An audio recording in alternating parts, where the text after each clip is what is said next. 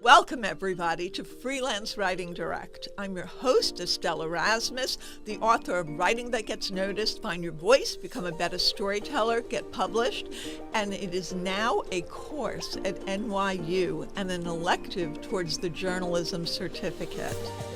Every week, I speak with novelists, with authors, with writers of every niche to talk about their tips, their tricks, their strategies, and how the sauce is made, including creative advice. I'll talk about essays and articles and share my own experience from 3 decades of publishing. So join me every week and grow your business and build your craft with Freelance Writing Direct. And don't forget to subscribe, rate, and review on iTunes. And follow along on Substack, where I share special clips for subscribers only at estelleserasmus.substack.com.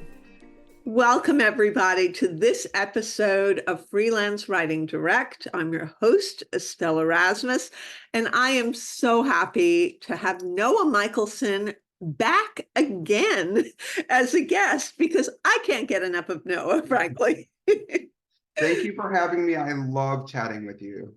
I love chatting with you. I love having you speak on my panels and speaking to you, and also being in HuffPost Personal and having my students be in HuffPost Personal. So I just want to talk really briefly. Noah, if you don't know, and you should know, is the head of HuffPost Personal, which he launched in 2018. And the host of HuffPost's Am I Doing It Wrong podcast. He received his MFA in poetry from New York University and has been featured on MSNBC, Fuse, Entertainment Tonight, and other outlets. And I'm going to share all the links for where he can be found on social media and his podcasts and all the good stuff. So welcome back, Noah. Thank you. And like I said, I always love chatting with you. I love talking about how we get people published, the tips, the tricks, the good, the bad, the ugly. So it's great to be here. It's great to have you. And the last time Noah was on the program was right before my book was published. And Noah kindly gave me a blurb, which ended up being the cover blurb. And I'm just going to read it to you. Full of invaluable tips and tricks that won't just get you results, they'll get you published. And so I love having that right on the cover. And the fuller, longer blurb is inside the book. But thank you so much. And in my book, in the appendix, I have a whole section called HuffPost Personal, where I share some of the comments and the clips from my students who have published there. And so there's several pages of notes and information. So again, Noah, what is new? What is happening? Well, a lot is new, but a lot is not new. I'm still publishing about 5 to 6 pieces a week, and they're all personal essays. And what I'm looking for is just someone with a great story and something at stake, something at the heart of that story that a reader is going to really latch onto and think either I've never heard about this before, I can't believe this is real, or I feel that way too, or I learned something from this. I want the reader to walk away at the end of reading it and feel like they've gone on the journey with the writer. I love that. Something at stake. I think that's really important. Let's unpack that a bit more. And if you can use some examples from recent essays that have been published, that would be really helpful. Yeah, I think the thing for me is that so often people say, what is the difference between a personal essay and maybe like a blog post or even a diary entry, right? And so the thing is that you want a piece to be really personal. You want to feel like you're getting to learn about someone's life, but I also want by the end of it, someone to zoom out and sort of latch on to the universal or a bigger message. And so it's not just, you don't just feel voyeuristic, you feel like actually there's some connection to our culture, our society, someone else's life as well. So for instance, we had a piece from a woman recently who was writing about the idea of writing an obituary for someone, right? And the idea that you don't speak ill of the dead. And she was writing about her grandmother, who, for all intents and purposes, sounded like an awful person. And she really wanted to write what she was calling an honest obituary for her grandmother and to talk about all the abuse that her grandmother had given, especially her grandpa, but everyone, and how she couldn't do that because newspapers wouldn't publish it. They didn't want to hear it. And so she wrote this lovely piece about her own personal story, her grandma, how awful her grandma was, but then she tied it to the bigger issues of why don't we talk ill about the dead? And what might happen if we did? And she argues that, especially for people who are survivors of abuse, sometimes that's the only time they actually get to be heard. And so that can be a hugely transformative moment for someone and being able to tell their story finally. And so I love that that moved from the very, very personal, this woman's experience with a family member, out into the bigger issues that we maybe are all thinking about. What does it mean to be a good person? What does it mean to grieve someone who wasn't a good person? How do we get through that? And what does it mean to tell our story and to tell our story publicly? So I really like that idea of moving from the personal to the universal and sort of offering readers more than just a good story, offering them something to really contemplate. I love that too. And Noah, in your role as editor, is that something that maybe you'll get a personal story in and it's more like an anecdote? This happened to me. And then you, as the editor, will say, let's connect it. And maybe I can tell the reader if you connect it to this. Does that happen often with you? All the time. And I feel like that is my job, especially I have so many people, Estelle, who don't write for a living. They aren't writers, but they have a story that they want to tell, and they've maybe read HuffPost Personal or they've read a personal essay somewhere else. And so they come to me and just, like plop their story down in my inbox and they say, here it is. And I say, this is a great story, but again, how do we take it to the next level? So especially I would say some examples are like pieces that are about people who have a medical issue. So a doctor misdiagnosed them, or they had to advocate for themselves because doctors weren't listening to them. I have a couple pieces going up. I just had a really beautiful piece from a woman who that happened to her. She had a very rare disease, and she had like 8 or 12 different doctors, all these specialists who were all coming in, and they were all telling her different things. And so she finally had to say to them, you guys have to get on the same page. She told them to get like a text group going where they could all share information. And that saved her life. They finally figured out what was wrong because of it. And so what I would say in situations like that is like, okay, that's a great story, but what else can we talk about here? So why don't we talk about the medical system? Why is it broken? What are some ways that maybe the medical system could be fixed? Is it always the doctor's fault? What could the doctor be dealing with? So again, it moves from that just personal story that's already really good. Wow, you almost died, to yeah, but here are some of the bigger issues that we should all be thinking about when it comes to our health, our safety, insurance, medical issues. So my job is often to move people into that zone. So if they're zoomed in, you'll take the story, and obviously if it's artfully told with great detail and description and dialogue, and then you'll have them zoom it out for a wider lens that makes it more relatable. Like, this is what society is dealing with. This is some of the ways that it's being addressed in a very organic way, I guess. Completely. I mean, you're a writer. I get to write sometimes too. When we're telling our stories, we often are very zoomed in. And so I think the job of an editor, and if you're lucky, the gift or the talent that you have, if you're a good editor, is being able to zoom out, to really take that 30,000-foot view of what's happening below and say, oh, you're missing this. Let's move this over here. How do we make this bigger? And that is my job. I want you to concentrate on the emotions. I want you to concentrate on the language, all of that. And then let me come in and help you get it to the next level. Yes, and one of the things I do with my students is, let's say they want to write about something in the popular consciousness, maybe a new movie coming out, or a new TV series, or a show on Broadway, and they have a tangential connection to the material being used. but there needs to be a way to connect it and make it very timely. Yeah. And so that's one of the things I tell people to do in my book, is to set up Google alerts for the subjects that you're interested in, and then you can get information. In fact, somebody told me that they read that in my book and they set up a Google alert for Curb Your Enthusiasm. I think it was Abby Alton Schwartz, and Okay. she wrote a piece. She Yes. pitched you on how her and her husband had these kind of rituals based around Curb Your Enthusiasm, right? Yep. Yep.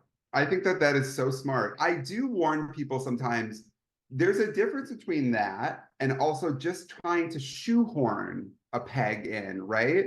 Yes. Sometimes I can tell someone will write an essay and the first 3 lines will just be about a movie that just came out or something like that. And the rest of the piece is incredible. And I'll just say, I get it. I know why you're trying to do this. You're trying to make it relevant, but let's just snip off that first paragraph because you don't need it. But like a piece like Abby's piece about Curb Your Enthusiasm, which really does work well because the new season, the final season's coming out, it actually feels timely. There's actually a reason. Yes. That is so smart. And so many more editors are going to want to buy that piece from you because it's relevant, because people are talking about it, because we want something that we can put on our sites that's going to address that. Like Barbie was a great example. There were so many think pieces about Barbie. And at some point I had to say no because people were just tired of it. There was the fatigue. But there were some great pieces that came out of that. And I think it was really smart for people to find their own unique way to sort of hitch their wagon to Barbie and tell their story.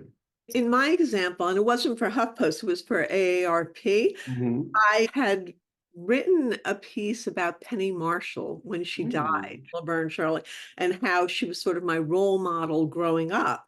And I was too late. If you're writing about a celebrity who recently died and you don't get it right to the editor that moment, there's always going to be somebody who will have gotten that piece in.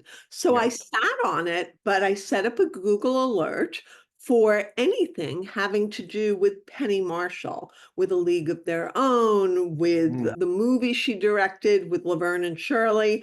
And I got a lot of random nothing.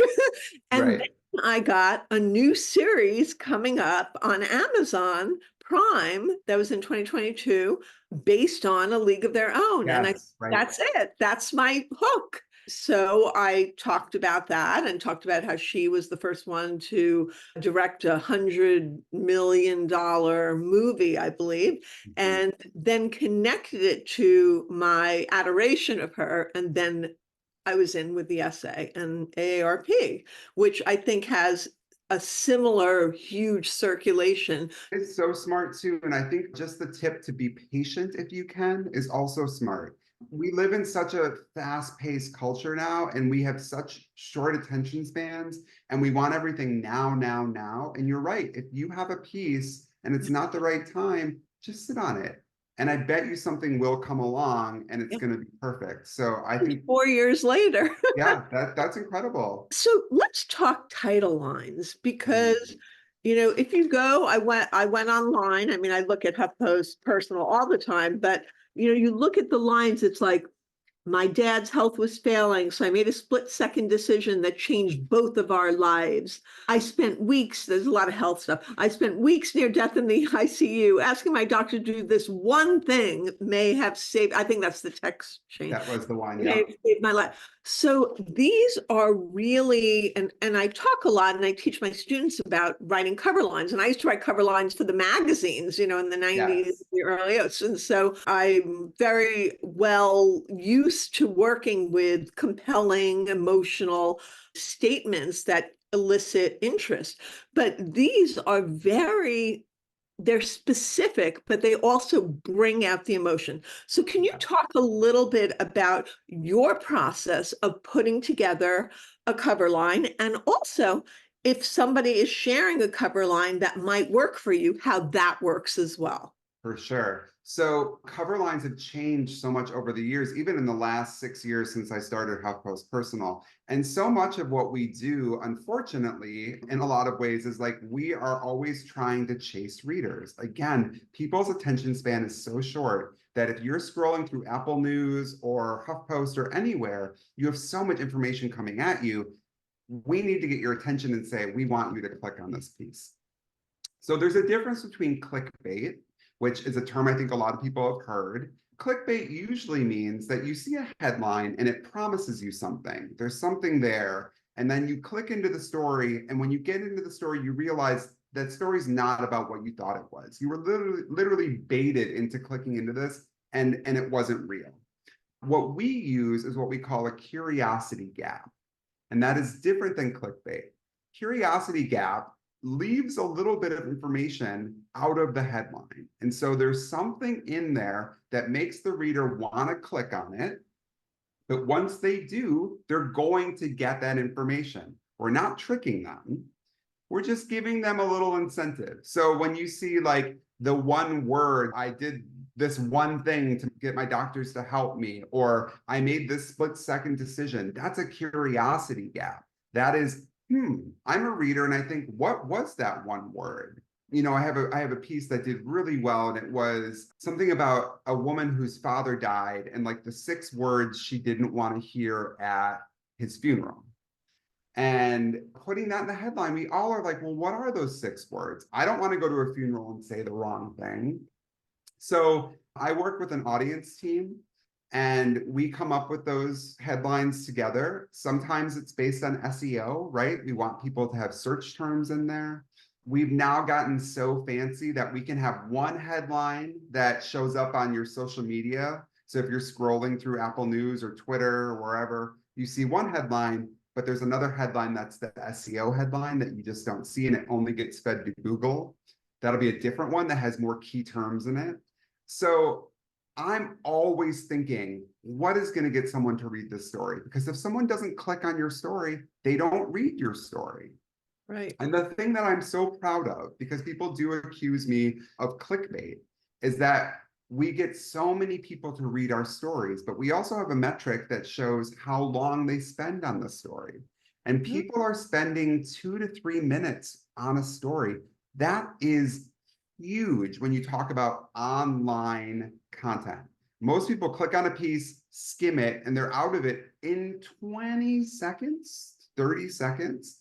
So if you see that someone is spending 2.5, 3 minutes on a story, that means they're reading the entire thing. And that is what's happening with our stories. So I want to get them through the door. I want to have that tantalizing headline that makes them wonder, what is this about? And then I want them to read it, and they usually do. You asked what people want to send me a headline with their piece. I love that. I think the best thing, if you can't sum up your piece in a tidy, compelling headline, your piece is probably not ready to go yet. Maybe it wasn't even ready to be written. You should be able to sum it up in one sentence, and it should be pithy and compelling and interesting. So I love when people write in and say, this is what I think it is. And then I'll work with them and I'll tell them why it needs to be what it is. I agree, Noah. And in terms of the bringing out the emotion in the reader with the headline, I always say use active verbs and unusual verbs. Like if you're saying my heart is hurting, it's better to say the churning of, something like that. That really is something that is almost like creates a visual image.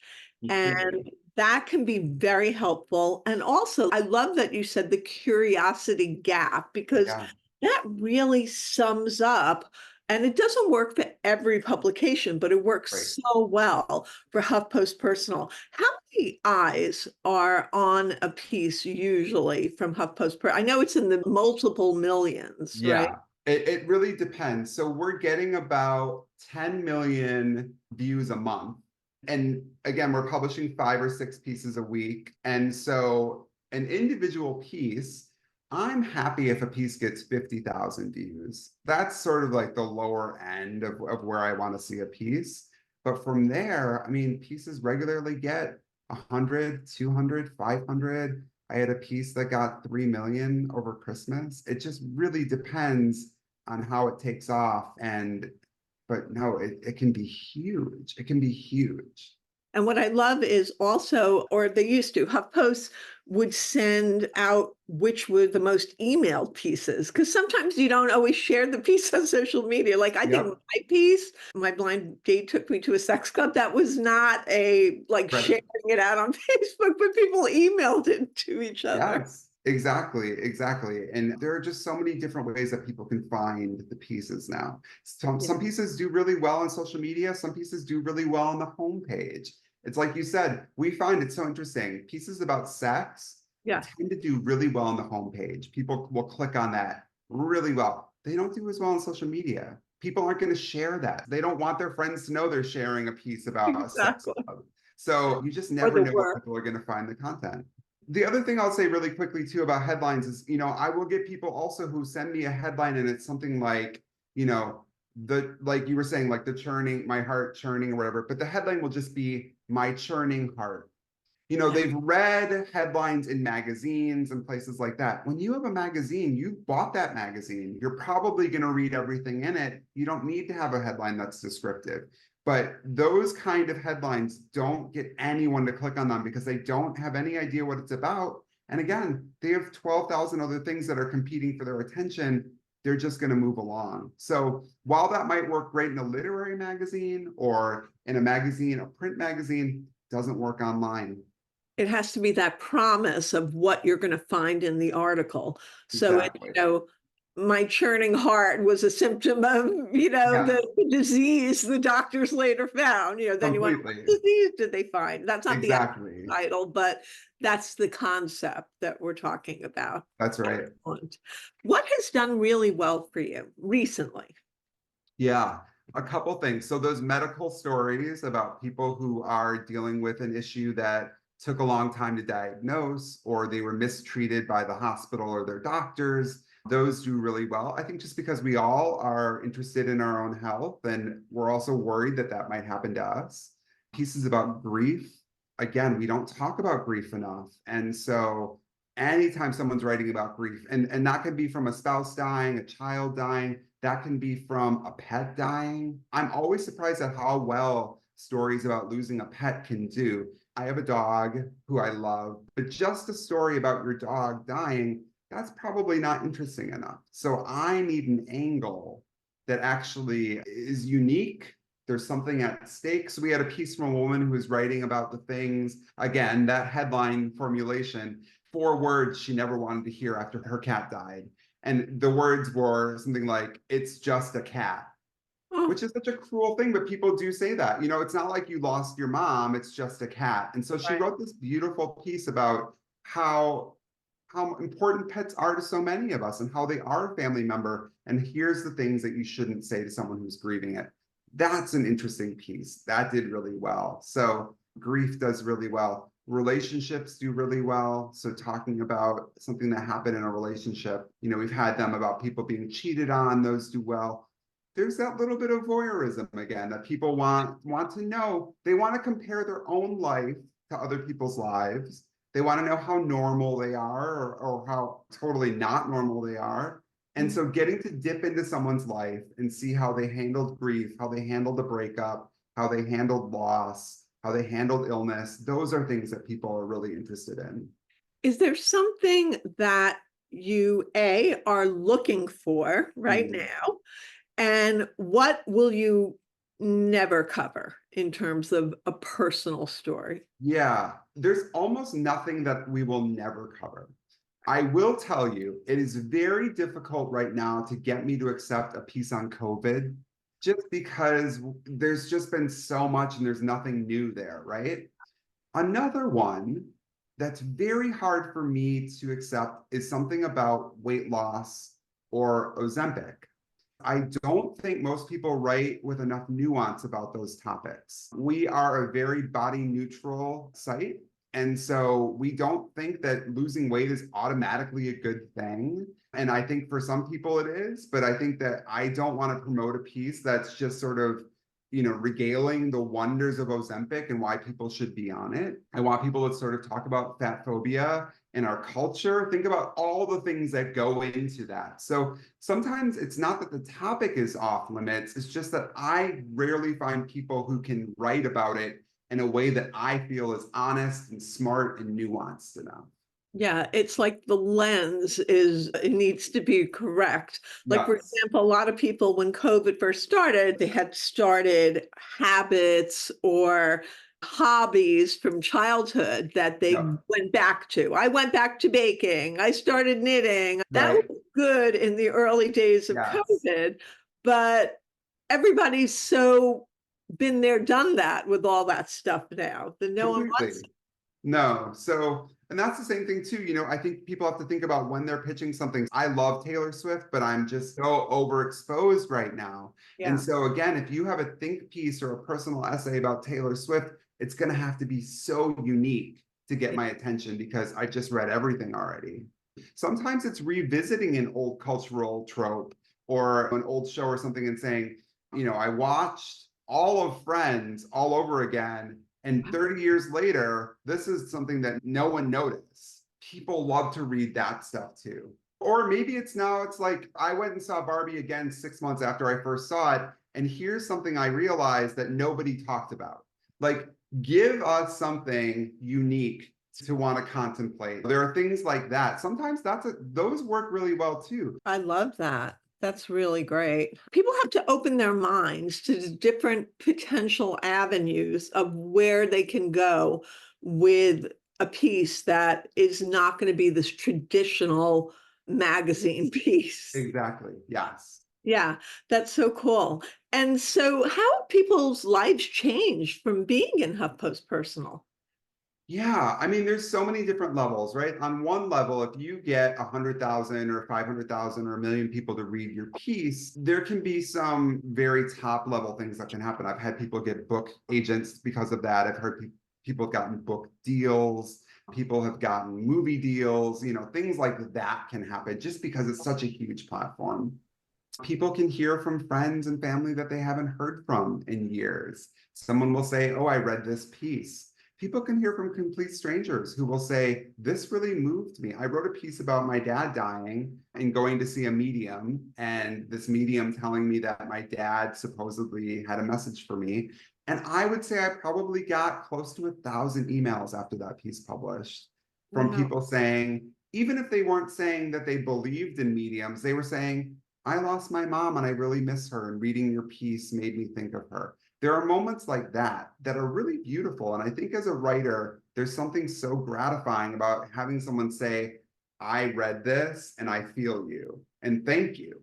That I think is just one of the things that people will say to me the most. The other thing that can happen, and this is maybe the most beautiful thing for me, is when someone writes about something and someone feels seen because of it. So I had a woman write a piece about being asexual, and she didn't realize that she was asexual until she was already married and she was already dealing with life and still trying to figure out who she was. And someone wrote her and said, "This is me. I didn't know there was a name for this."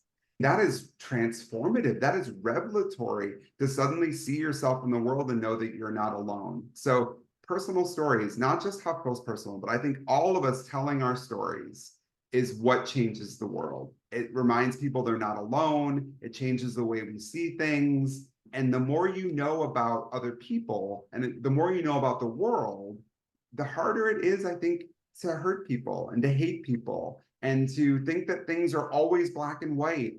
And so I just think there's such a radical possibility in personal stories. I love that. And you are what I call one of very few rapid response editors. You are very rapid with your responses, and that is just so to your credit. So what should people do when they're pitching you? I Yeah. mean, what is the optimum word count? What do you pay? What are the rights? What's that whole situation about? For sure. Yeah.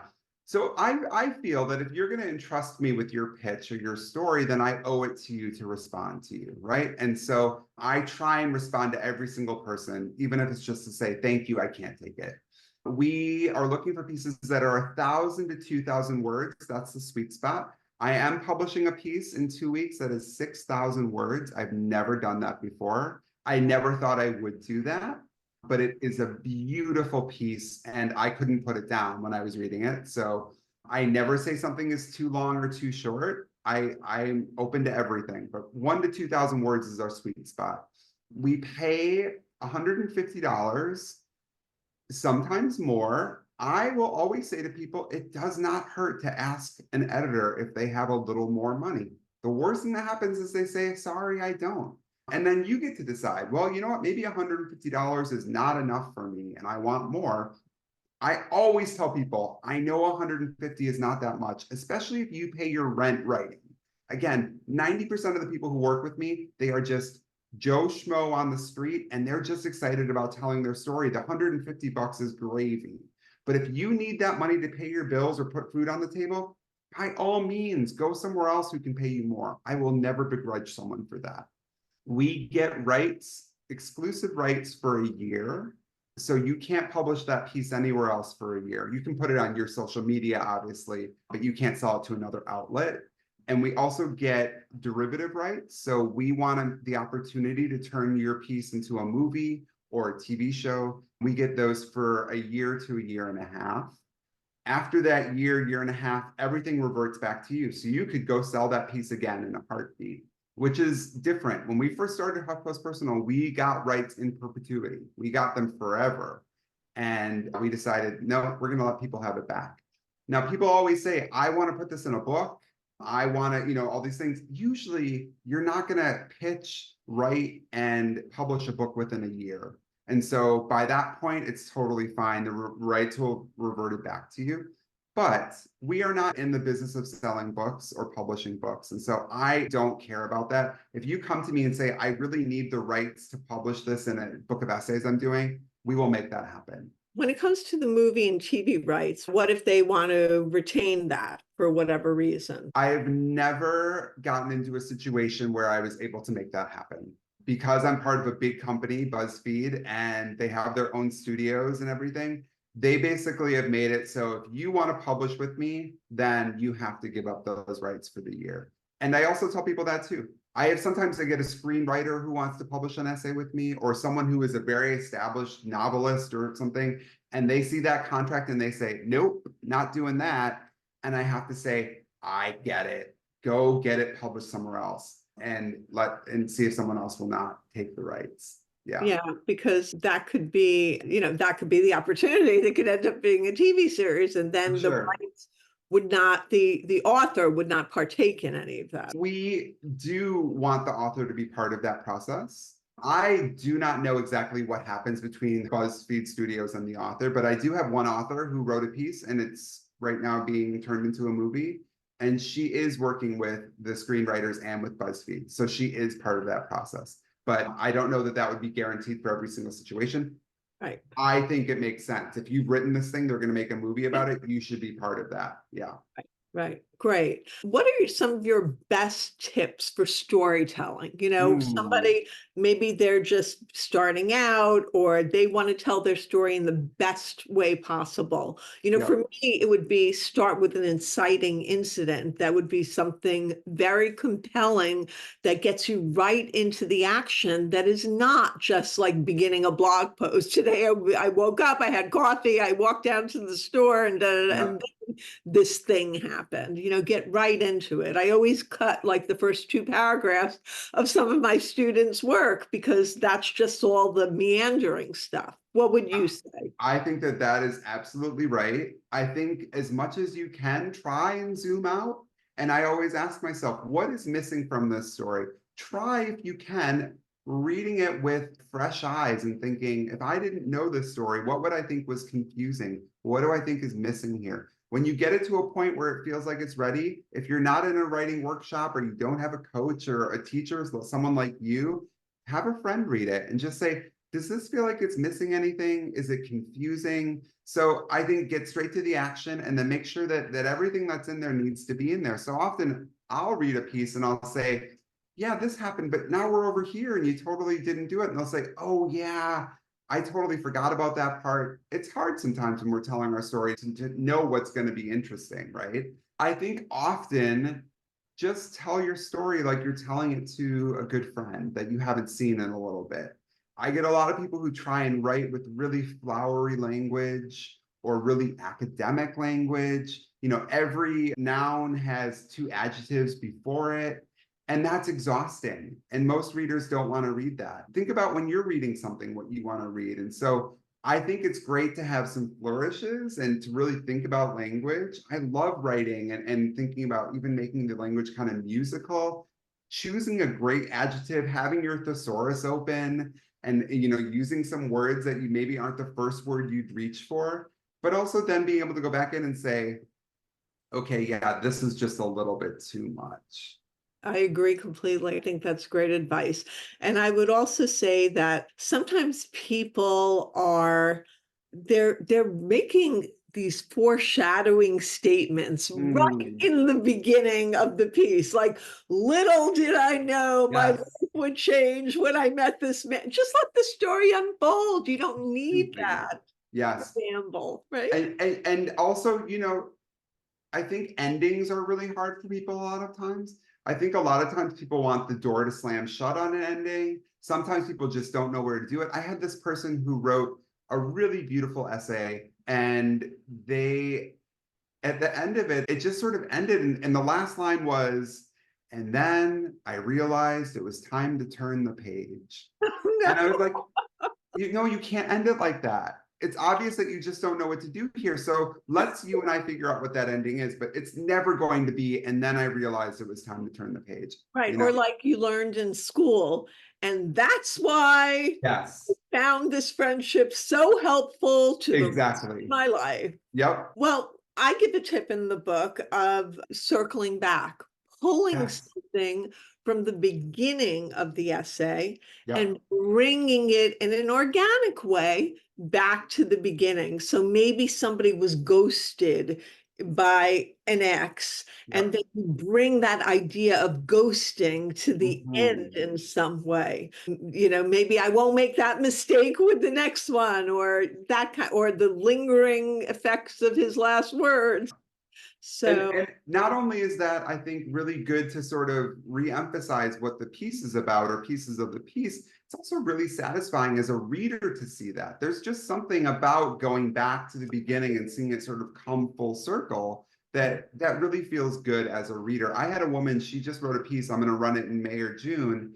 It's about being a lesbian and going wedding dress shopping, and why she decided she wanted a white traditional wedding dress when so much of her life in the ceremony was not going to be traditional. And she ends it by talking about like how in some ways this is her saying, all of these things that weren't meant for me, I get to do them now. And I was like, that's great. But I think at the end, bring it back to love. Bring it back to the love that you talk about having for your future wife and how important that is. Let us as readers end on you talking about your love. And she was like, yeah, that makes sense. It's like, have the idea at the ending that life continues and there's a momentum created by whatever your transformation is that you're now revealing at the end of the essay, whether it's a transformation in thought or an attitude or in circumstance even. Yes. And so that's what you're saying when you bring in the love, that's that part that, okay, it continues, it connects, it keeps going. And this is the most important part of this piece, really, is the love. Everything else that I'm writing about, the wedding dress, the traditions, the rituals, they all stem from that love. That's why I'm doing this. That's why I'm writing about this. So like, let's let that be the last thing a reader is thinking about, That's beautiful. That sounds so literary also. I love that. Let that be the last thing. I love that. No, we've covered so much today. It's always such a great conversation with you. Is there anything that I didn't ask you that you want to share with my listeners and viewers? You know what? I think just a couple things to think about when you are pitching or when you're working with an editor that are little pet peeves for me. I think number one, trust your editor. If I pick your piece out of the pile and I'm going to spend my time on it, which is probably going to be a lot of time, it's because I saw something in it and I want it to be the best it can be. And so if I give you edits, we're going to have a relationship back and forth. And of course, if you feel like I've cut something or I've added something and you don't like it, like I want to hear that. But I hate working with people where every single thing is a fight and they think they know better than me. And, sometimes we have to lose some of our darlings. Sometimes the line that you think is great isn't that great. Or maybe you can use it in another piece. But I've been doing this for almost 20 years now. And we've had great success. And that just means I want you to trust me, So that's one thing I think people should always think about. What can I learn from someone else I'm working with? What can they learn from you as their teacher, or from your book? Like, look for those places where someone is going out of their way to try and help you because they want your story to succeed, and trust them. And what else? And then just for your pitch, with me, I'm a little unusual. I do want to see a full draft before I will accept a piece, just because I don't know. You might have a great idea, but maybe you can't write it. You can't land the plane I want you to, in the way that you should. So at some point I have to see a full draft, but I'm happy to have people just pitch me, a paragraph. But in your pitch, like, your subject heading should be pitch. And then that headline, remember earlier when we said you should be able to put your story into one sort of compelling headline, even if it's not the one we end up using, put that in your subject heading. Because I promise you, the emails that I get, and I get 100 or more a day, the ones that just say pitch with nothing else in the subject heading are the last ones I'm going to read that day or that week. If you put pitch, I remember a woman, she put one in there and it said pitch. My mom was a cult leader and one of her followers put a curse on me at her funeral. I got that email at 3 o'clock in the morning and I opened it and read it at 3 o'clock in the morning and I accepted it then. So you want every single editor you're pitching to have that reaction. Even if we don't accept it, I want to be like, I cannot not click into that piece. That is valuable word real estate. Yes. That subject line. Yes. So important. Yes. So key. And your email address, please, Noah. Of course, it's Noah, so Noah.Michelson, Michelson @HuffPost.com. We also have an email that's pitch@HuffPost.com. I go through that too, but if you send it directly to me, then you are in the zone. You're one of the people that I'm definitely going to reply to. So make sure, and my email's on my Twitter, on my Instagram. You can get a hold of me in a lot of ways, but send it to me, not the pitch inbox. Pitch inbox is just, it's a nightmare. Who knows what happens in there? And I wanted to mention your podcast. So can you talk a little bit about, am I doing it wrong?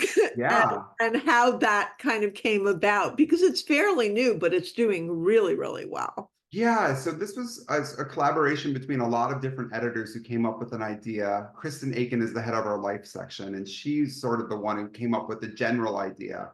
And the idea is, like, there are so many things that we're probably doing wrong, from how we say we're sorry to someone, to how we buy plane tickets, to even how we're pooping, And so every week, my co-host Raj Punjabi and I, we talk to a different expert and we just say, here's a topic, like, taking care of our teeth, or tomorrow we're talking to a dog trainer about how to make our dogs happy. And we say, we have a feeling we're probably doing it wrong.